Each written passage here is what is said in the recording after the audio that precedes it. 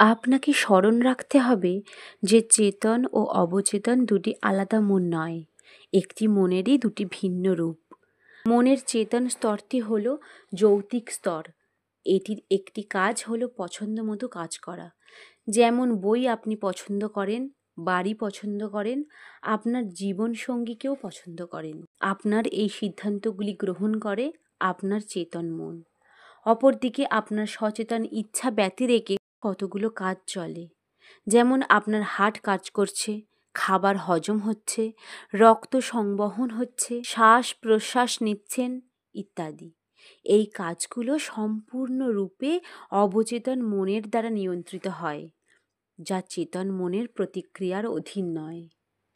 আপনি সচেতনভাবে যা বিশ্বাস করেন এবং অবচেতন মনের উপর যার প্রভাব বিস্তার করে তাই সে গ্রহণ করে। তা আপনার সঙ্গে তর্ক জুড়বে না। অবচেতন মন অনেকটা মাটির মতো, যা খারাপ হোক বা ভালো সব ধরনের বীজই সে গ্রহণ করে এবং বীজকে অঙ্কুরিত হতে সাহায্য করে। আপনার চিন্তা রাশি এই বীজের মতো। নেতিবাচক ও ধ্বংসাত্মক চিন্তা রাশি আপনার অবচেতন মনে নেতিবাচকভাবে কাজ করে এবং সময়ে তা আপনার কাজকর্মে প্রভাব ফেলবে। মনে রাখবেন, আপনার অবচেতন মন আপনার চিন্তা ভালো না খারাপ, ঠিক না ভুল এ ব্যাপারের সঙ্গে যুক্ত নয়।